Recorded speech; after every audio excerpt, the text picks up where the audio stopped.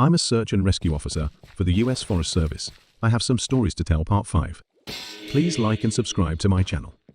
A firefighter who was helping us at the training op told me about a call he'd gone on, supposedly to help rescue a kid from an absolutely massive tree. He said they didn't give him details, just that they needed him to come out and help because they lacked the proper equipment. He'd been called out specifically because this thing was so huge that the SARS didn't feel safe trying to climb it. He'd been a tree trimmer before joining the VFD, so it was easy enough for him to grab his old equipment and come help out. He was led out about 2 miles, and the team stopped at one of the biggest trees in the area and pointed up. He laughed and asked the op captain how the kid had gotten up there, made some joke about the old cat in a tree thing. But the captain just shook his head and told him to get up there and get the kid down. He said he knew something was up, but he didn't push it. He said that, as he climbed this tree, he started wondering if they were playing a prank on him. There was no way this kid should have been able to climb this fucking thing. It was massive at the base, but about halfway up it started tapering, and I almost had to turn back a few times because I really didn't think it was gonna hold me. But he said he kept going, and when he was just about at the top, he saw a flash of blue in the branches. I saw the kid's shirt sort of caught in a branch, and I called out to him and told him to come near me if he could, but he didn't say anything. I kept moving, calling the kid's name and telling him not to be scared, that I was there to help him. By the time I got to him, I knew he wasn't gonna answer me. I found him, or what was left of him, cradled in the fork of a branch, and the fact that he was up there was sheer luck. If he'd fallen any other way, he'd have come crashing down. It wouldn't have mattered though, because this kid was dead long before he ended up in that tree. I don't know who put him there, or how, or why, but it was fucking sick. Kid's intestines had popped out of his mouth and were hanging in the branches. It was like some sick fucking Christmas tree, the way they were draped all over everything. I got a better look and saw they'd even popped out of his ass. His guts were hanging out the bottom of his pants. His eyes were gone, I assume shoved out from whatever force caused him to fucking pop like a stress ball. You ever seen a body that's been floating in water for a long time? How their tongues kind of swell up and stick out? His was like that. I remember because there were flies crawling all over it. I think I must have gone into shock because, man, I just pushed that kid down with a stick I broke off a branch. Just kind of poked him until he fell. I don't know why I did that. I almost lost my job because of that.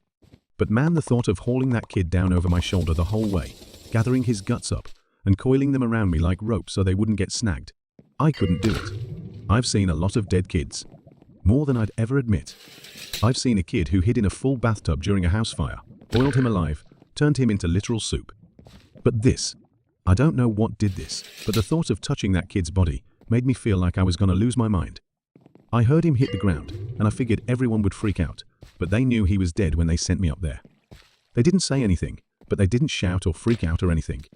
I got to the bottom, and I started to get up in the captain's face, asking him who he thought he was sending me up there when they knew damn well the kid was dead.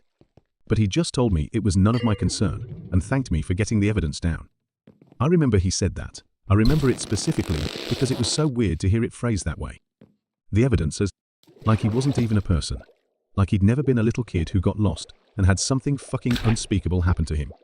The captain had a crew lead me back out of the woods, but he and 2 others stayed behind, and I thought that was weird. Why wouldn't they have me help get the kid out? I tried asking, but the guys leading me out just told me they couldn't discuss an open case. I asked him what he thought had happened to the kid, and he got really pensive and thought about it for a bit. I would have said a crush injury, based on how his guts came out like that. But with those injuries you see massive contusions under the skin, obvious trauma. This wasn't like that. It was almost like that kid got caught in a big vacuum and had his guts sucked out. But even then, there was no trauma. None at all. It bothers me, man. It bothers the hell out of me. One of the vets at the training op reads No Sleep, and he recognized my stories. He knows me pretty well, and we've swapped stories before. He asked if he could share something he's noticed about the stairs, and some thoughts he had. I'm really glad you decided to share these. I think it's important that people be aware of what's out there, especially since the Forest Service is doing such a good job at covering it all up. I asked him what he meant. What do you mean?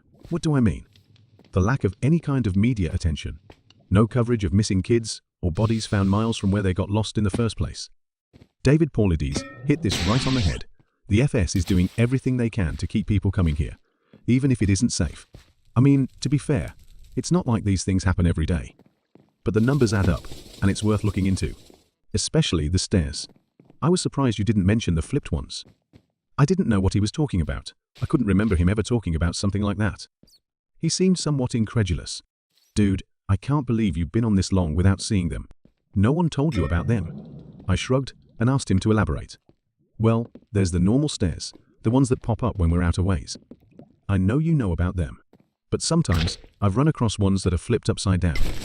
I guess it would be like if you had a dollhouse, and the stairs were a separate piece. Now take that, flip it upside down so the top step is stuck in the dirt, and put it out in the woods. They're like that. I don't see them as often, but they're odd, to say the least. Makes me think of footage taken after a tornado, when houses are all blown apart, and random things are left standing, like chimneys and garden walls. Those ones freak me out more than the normal ones, because I can't really write those off as easily. I don't scare very easily, like most of us who work out here, but that idea stuck with me, and it bothers me. I'm going to try and find more out about them. He also mentioned how many people were bothered by the guy with no face. He got really excited and told me he'd seen something similar. I was out on a training exercise a few years ago. I was camped out in my tent, and I heard someone walking around outside of camp. We're told not to wander far, which you know, so I wondered if maybe it was a rookie who'd gotten up to pee and couldn't find his way back. Remember that guy in our group a few years back who almost fell off the damn mountain? Well, I'm paranoid about that happening again, so I got up to see what was going on. I went to the edge of camp, and I called to whoever it was and told them that camp was this way. But they kept going back out into the woods, so I went after them. I know it was stupid, but I was half asleep, and I just really didn't want to deal with some idiot getting hurt. I followed this thing on a dead straight course for about a mile, and then it stopped on the edge of a little river. I could see the outline of it because the water was reflecting the moon, and it looked just like an ordinary guy. He had a pack on, and it looked like he was facing me.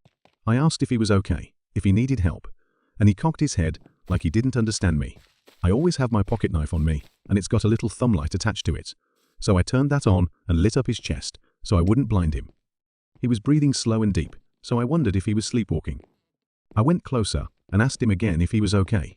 I moved the light up, and something didn't seem right, so I stopped. He kept breathing in this real slow, deep breaths, and I sort of figured out gradually that that's what was bothering me.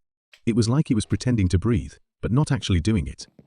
His breaths were too even and deep, and all his movements were exaggerated, like his shoulders going up and his chest moving. I told him to identify himself, and he made this muffled noise. I moved the light up, and I shit you not, this guy had no face. Just smooth skin. I freaked out, and I sort of fumbled my light, but I saw him move toward me, but he didn't actually move. I don't know how to explain it, but 1 second, he was at the edge of the river, and the next he was 5 feet from me. I never looked away or blinked. It was like he moved so fast my brain couldn't keep up. I tripped and fell on my ass, and I could see this line open up on his throat. It stretched up to his ears, and his head tilted back, and he smiled at me with his throat. There wasn't any blood, just this gaping dark hole, and I swear he smiled at me with this gash in his throat. I got up, and I ran as fast as I could back to camp. I couldn't hear him following me, but I felt like he was always right behind me, even though when I looked back, I couldn't see him. I calmed down when I got back to camp. The fire was still going, and I guess that pack mentality of being with other people made me stop and breathe a little. I waited by the fire to see if he'd follow me there, but I didn't hear anything else for a few hours, so I went back to bed. I know it sounds weird, but the whole thing was just so surreal that it was almost like I immediately wrote it off as my imagination. We were telling ghost stories one night before bed, just to scare each other and poke fun at whoever got creeped out. Most of the time, it's the rookies, but one woman told a story that actually managed to get under my skin a little bit, and I know the same was true for others. She said it was true, but then again, every ghost story told around a campfire is true. Somehow though, I don't think she was making it up. It had that ring of truth that only really traumatizing events have. She said that when she was a kid, she and her friend used to go out in the woods behind her house a lot. She lived in northern Maine, where there's a lot of dense, unpopulated national forest. She said the woods up there aren't like they are here. They're so thick in places that the trees block out the sun almost completely. She and her friend grew up there, so they weren't scared of being out there alone, but they did always maintain a sense of caution in certain areas. She said it was never really talked about, but they always knew not to go more than a mile or two beyond their homes. The adults never said why, but it was an unspoken rule that no one ventured out that far. She and her friend made up stories about bears as big as houses that lived out there, and they used to scare each other by hiding and making growling noises while the other searched for them. She said one summer, there was a series of awful storms that blew down a lot of trees and set one part of the forest a few miles behind her house on fire. Fire crews got it under control, but she said some of them came back, not quite the same. It was like they'd been to war. You could tell who'd really gotten scared because they had the same look on their faces. I think it's called shell shock. My friend and I said they were like walking dead people. They didn't smile or say anything if you went up to them, and most of them left town as soon as everything was over. I asked my parents about it, but they said they didn't know what I was talking about. Once everyone was told the woods were safe again, my friend and I decided to try and hike out to where the fire had been. We didn't tell our parents where we were going, and it was pretty exciting to think that we were disobeying them like that. We hiked out about 2 miles or so, and we started seeing burnt trees and stuff.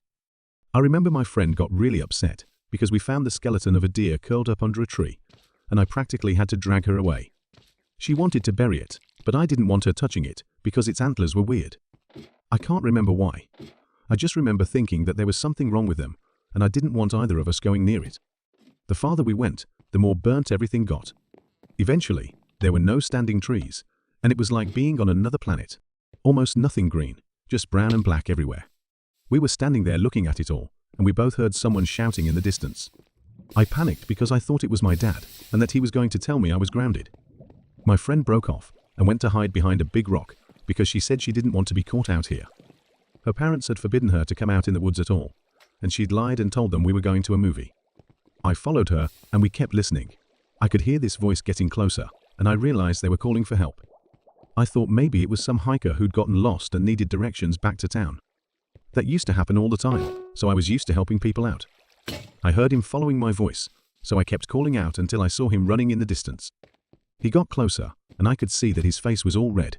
I told my friend to give me her pack, because she had a first aid kit. She made this noise like she was grossed out, and she asked if I saw his face. I told her to shut up, and I jogged up to meet him. I stopped about halfway, and when he stopped in front of me, I could see that his nose and lips and part of his forehead were all gone. It was like they'd been sliced clean off. He was bleeding bad, and I saw that the knees of his pants were red too. I took a step back, but I was too scared to move much, and he grabbed my shoulders. It felt like I got a shock, and he jerked back. He started babbling, and I couldn't tell what he was saying, except that he kept asking how long he'd been gone. He asked me where his unit was, but I just shook my head. He looked me over, and he saw my Walkman, and he screamed. He just kept babbling and touching his face, and I realized he wasn't wearing the right clothing. He had some kind of weird grey cloth jacket and almost formal pants on, and the jacket had these weird buttons and red borders on it. I kept shaking my head, and I told him I couldn't understand what he was saying. I went to open the first aid kit, but he just screamed again and said the only thing I could really understand: "Don't touch me. You'll make me go back there." After that, he ran off, and I could hear him screaming the whole time. When I couldn't hear him anymore, I turned around, and my friend was crying. I just turned around and started walking back toward town. She asked me over and over what had happened and who that was, but I didn't say anything. When we got home, I told her I didn't want to play in the woods with her anymore. We're still friends, but we don't talk about that guy. Not ever.